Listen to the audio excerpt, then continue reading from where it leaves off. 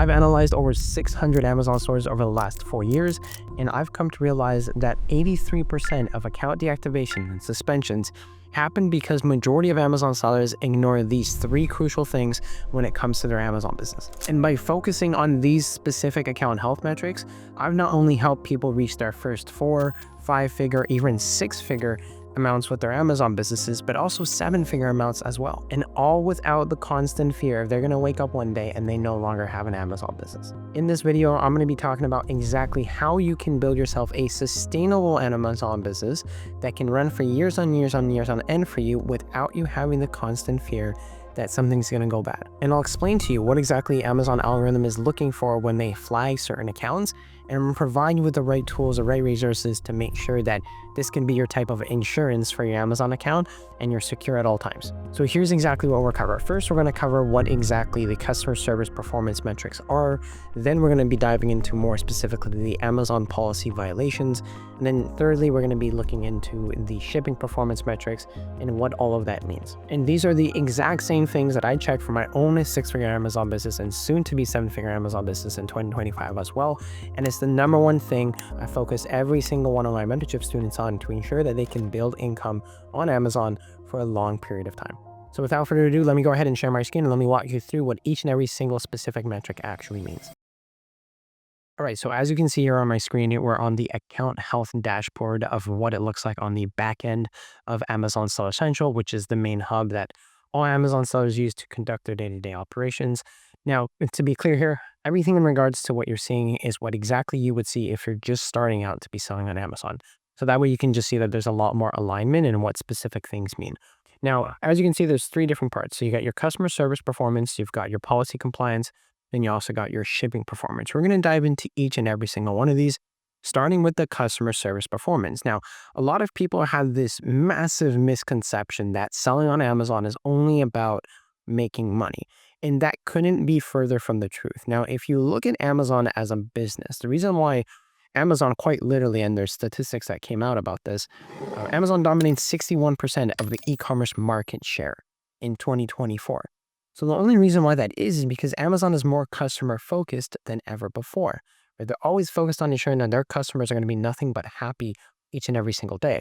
So for you as an Amazon seller, right, as Amazon relies more and more on third-party sellers to generate revenue for themselves, they are placing specific things in place to ensure that you're providing good experiences for the customers. Hence why customer service performance is extremely, extremely important. Right? So this, I would say, in terms of tiering it on which one is the most important, the least important, or has the least amount of impact, customer service performance is by far one of the most important account health metrics that you need to be mindful of for your Amazon business. So as we dive into each and every single one of the specific aspects here, your order defect rate, so you're going to see that every single part of these metrics are going to have specific percentage targets that you're going to want to be under or over. Now, the order defect rate, what this basically means is your order defect rate, let's say, for example, has to be under 1%. Now, the order defect rate is calculated on a 30-day timeline. So what that means is if you get one order for, let's say, a product like this, a specific remote control, and 1 out of those 10 orders, it's either that you get a negative review, you get an A to Z claim for it, or someone submits a chargeback for that particular claim. That means that your order defect rate is going to be 10%, which of course is over the 1% target metric that we're going to be able to be at. So we want to avoid situations like that. Now, diving a little bit deeper here, you can see that the negative feedback encompasses the ODR along with A to Z claims and chargeback. Now, negative feedback is pretty simple. At the end of the day, negative feedback is if someone had a poor experience with you as a seller, and it's not necessary to say that if someone doesn't like a product, that they can't leave a negative review on your seller account, because it has nothing to do with you. You're not the one that created the product at the end of the day. That should be a product review. A seller review consists of specific things in regards to communications, in regards to shipping, in regards to deliveries, or anything along those lines. Now, this is something that is probably one of the most easily avoidable things, if anything, when it comes to your Amazon seller account. And the reason for that is because you have to have the right tools, the right resources, the right systems in place to ensure that you're stacking the odds in your favor that someone does not submit a negative feedback for your Amazon account. All right, so what you're seeing right here is specifically a flowchart that I've built out for all of my mentorship students, and this is what we use to ensure that we're maximizing the customer experience. And it quite literally, it's pretty in depth and it maps out the whole entire customer journey. But at every given point, it mitigates people guessing what they should do for their Amazon business when they do receive an order. But it also over communicates to the customer so that way you can stack the odds in your favor that you're going to get a 5-star review. So for example, at every single point we have specific scripts, we just go copy and paste and whatnot. And I make it very easy for all my mentorship students to just, have a very efficient system in place. So as you can see, as we go through the whole entire order processing system, which I won't go through here, you can see it's leading down to the point where we're going to want to request a review from the Amazon customer in 2 different points. And then that will leave us to the end of the customer experience where hopefully the customer leaves us a 5-star review. So this is just one of those situations where if you have things like this is going to help you avoid and mitigate anybody having a negative experience and leaving a negative feedback on your Amazon account, which could avoid any specific issues with your order defect rate or what we call your ODR. Now, second to the ODR, as you're going to see here, is A to Z claims. Now, A to Z guarantee claims are basically claims that customers file that they state, let's say, for example, like, oh, I didn't get my product or my product was late, let's say, for example. They have the right to be able to submit these claims. Now, to be clear, are these claims always 100% going to go in the customer's favor? Absolutely not. Right? Now, it's not to say, and I won't set their unrealistic expectation for you that claims don't happen. Claims do happen. It's part of business. That's a part of growth.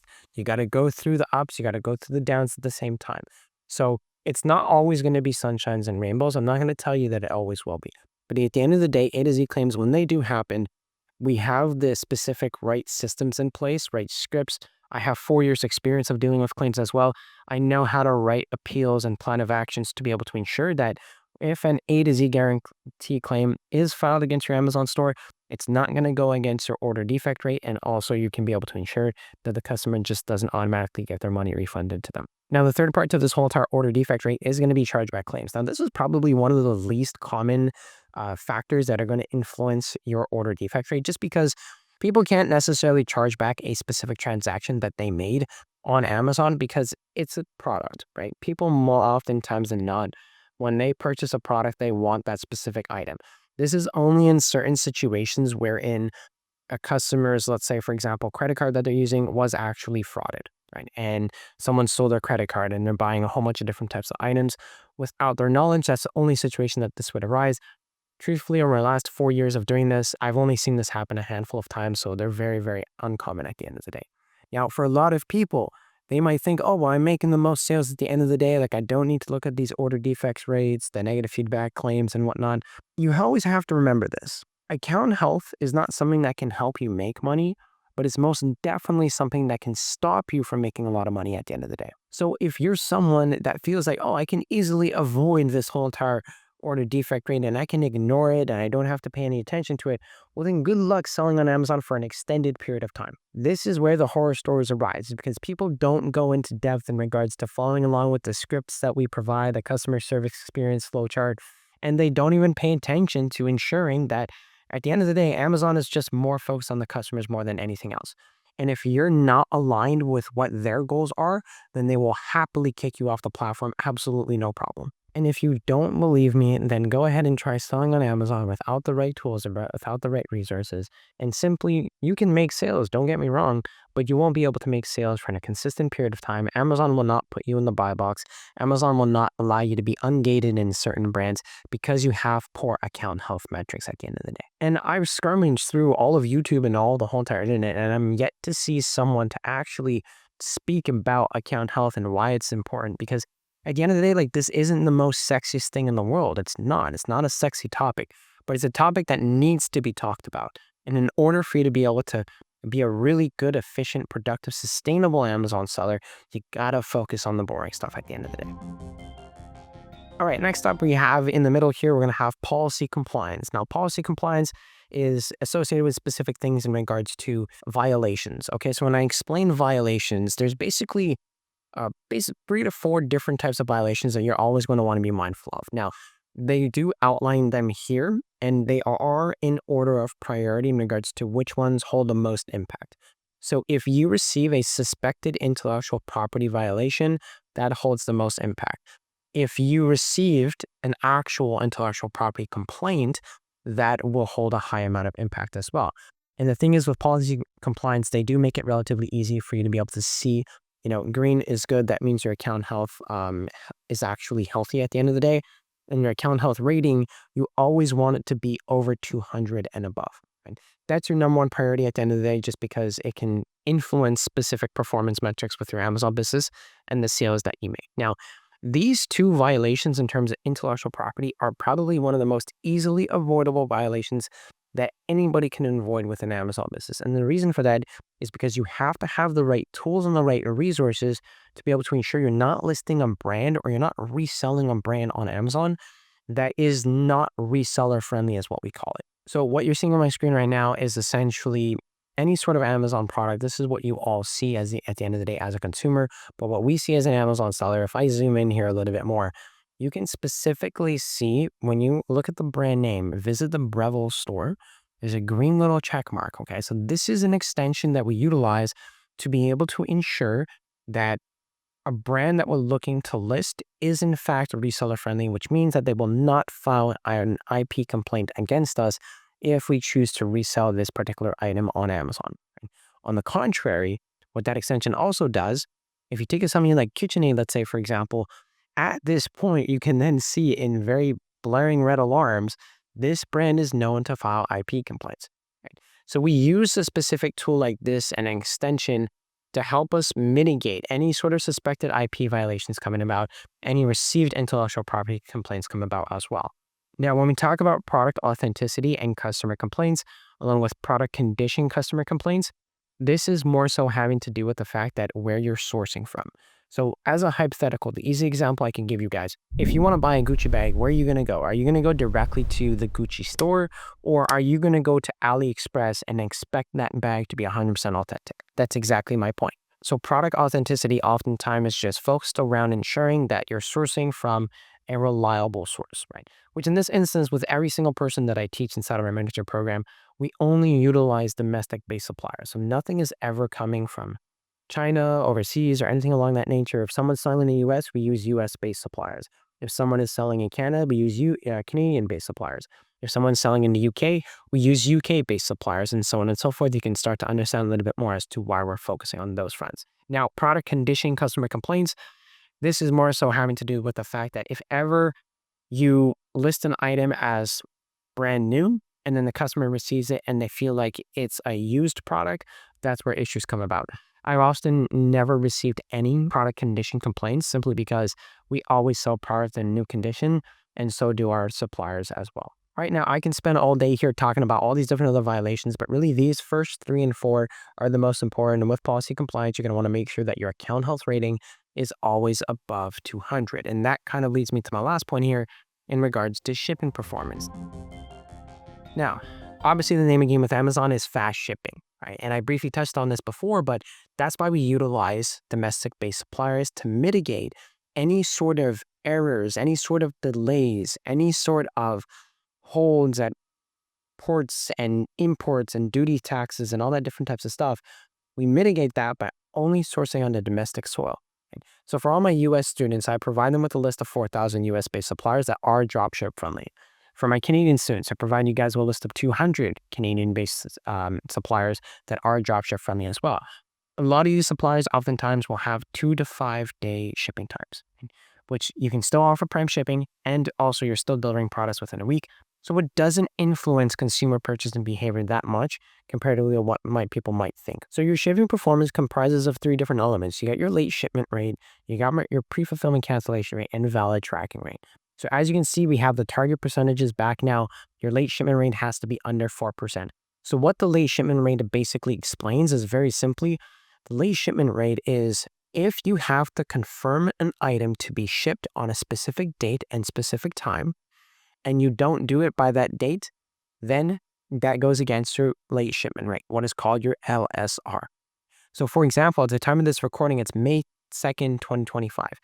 If I have to confirm an item and provide tracking information on May 2nd, 2025, so literally today, and I only do it tomorrow, that's going to constitute that particular order to be late shipped, right? Which is what's going to go against my late shipment rate. And again, this goes on a per order basis over the last 30 days as well. Now, with your pre-fulfillment cancellation rate is essentially where if you sold a product and sometimes your supplier is out of stock from that particular item that you did sell, well, you might have to cancel that item. But before you do that, and again, going back to our maximize the customer experience flowchart here, what we always try to be able to do to ensure that we can cancel an item without it affecting our pre-fulfillment cancellation rate is going to be associated with the fact that you get the customer to send in a cancellation request. And you follow this exact procedure, these exact scripts that I provide my students with to be able to ensure that you can actually cancel the item without it affecting your pre-fulfillment cancellation rate. At the end of the day, the target for this is under 2.5%. And then lastly, your valid tracking rate. Okay, so valid tracking rate is basically going to be associated with specifically ensuring that the tracking information you're providing, if an item is shipped with FedEx with a tracking ID of 1, 2, 3, 4, 5, 6, 7, 8, is that valid tracking, right? Is that something that the customer can go on their Amazon app and they can see what the estimated delivery date of their product is? Are they going to get the shipping updates as they usually would comparatively if they were to order on Amazon themselves? That's what encompasses the valid tracking rate, which is also the VTR. But what you will see with the VTR is the target is over 95%. So that means that basically every single one of your products have to have valid tracking rate. And more oftentimes than not, every single one of your products will have a valid tracking rate. It's just a metric that Amazon puts in there and just for the sake of putting in there. Now, at the time of this recording, Amazon has in fact enrolled another account health metric under the shipping performance side of things. Now, to be clear, what ends up happening is the other account health metric is called your on-time delivery rate. So the on-time delivery rate, and it's not shown here right now at this point because my dashboard hasn't updated. It's also dependent on the marketplace. For those of you selling in Canadian marketplace, Mexican marketplace, and the UK marketplace, you will not have this account health metric. For those of you selling in the US marketplace, you will have this account health metric. So your on-time delivery rate, essentially what that means is if you state your delivery dates to be 2 to 5 days, well, you got to be able to ensure that the product actually being delivered in 2 to 5 days, right? Which more oftentimes than not is very easy to accommodate to, just simply because you can understand what your shipping times are like for every single one of the suppliers that you use before you list a product, so that way you can set the appropriate expectation. So this about encompasses everything in regards to the account health metrics and the 3 most important things that every single one of you need to be mindful of if you're looking to sell on Amazon, right? And I don't film this video, I'm not explaining this stuff to you guys to scare you, but I'm just explaining to you because I feel like I have a duty to be able to do so, to tell you that, look, being real, it's a business. You got to be able to take care of the not so sexy stuff at the end of the day. And that encompasses account health metrics, which is something like this, right? Amazon's granting us sellers the ability to pick at their consumer audience of 300 million customers every single month. Well, obviously there's going to come stipulations with that, and we need to meet these specific things. But at the end of the day, it's really not hard to be able to abide by the account health metrics if you do have the right tools, the right scripts, the right templates, the right SOPs, and the right systems in place to navigate anything in regards to account health metrics. So to tell you all the truth, Amazon doesn't care how much money you're helping them make at the end of the day. If you're continuously neglecting certain aspects like your account health metrics, they will not allow you to sell on their platform for an extended period of time. And that's just the truth of it. You go on Reddit, you go on Google, you hear about all these horror stories. It's just because people have a misaligned expectation of what it is to sell on Amazon. It's not just about making money. You're building a business, and you're building a business alongside and piggybacking off what Amazon has already built. But the only reason why Amazon is here today is because they're so customer focused. A lot of people are only focused on the growth of their businesses and the scaling of their businesses, but neglect the foundational aspects, which is the account health in this instance. And look, e-commerce is growing to become literally a $15 trillion industry. And in Amazon's taking 60% of that e-commerce market share at the end of the day. The opportunity is literally massive, but only if you do it right and you take care of your account health metrics when it comes to selling on Amazon. And look, I have plenty of people that are doing big numbers within my mentorship program, right? I got Jean Durisma, a dad of 2 kids. He also works 4 other jobs. He's a full-time nurse, getting to $83,000 in total sales within 1 month alone. We've got Nadine, This is month 3 with her inside of our mentorship program. She's now at a total of $60,000 in total sales with her Amazon business, which is absolutely amazing. We got someone like Christian Van Ham, who is a dad of 4 kids. He's been with me for 2 years now, just for full transparency. And he's been able to do over $900,000 over the last 30 days with his Amazon business. So I show you these to explain to you that the numbers are the great things at the end of the day, but it's also about the sustainability aspects. So if you feel like you want to stop worrying about all these little intricacies, everything about account health metrics, and you want to sell on Amazon without trying to figure this all out on your own and potentially making a hiccup with your Amazon business, I can help you do everything in regards to that in 180 days or less, guaranteed. The system that I've built out, I've shown you guys a little bit about it. It took me 4 years to be able to complete in over 600 Amazon stores to be able to get this to where it is today. And you can do all of this without bulk orders, without running paid ads, without needing a warehouse, without dealing with Amazon FBA insane fees. Look, I get it. Starting a new business, it could be overwhelming, but it doesn't actually have to be. So if you want to build an Amazon business in the right way for sustainability that still scales, then go ahead, click the link in the description down below this video. It's going to shoot you over to watch another video of mine that's going to explain exactly what's inside of the mentorship program. So that way you know exactly what you're getting and you can have bulletproof account health metrics from day one. Always remember this, account health metrics is not something that can help you make more money on Amazon, but it is most definitely something that can prevent you from making a lot of money on Amazon. Protect your account health metrics before scaling, not only after the problems arise.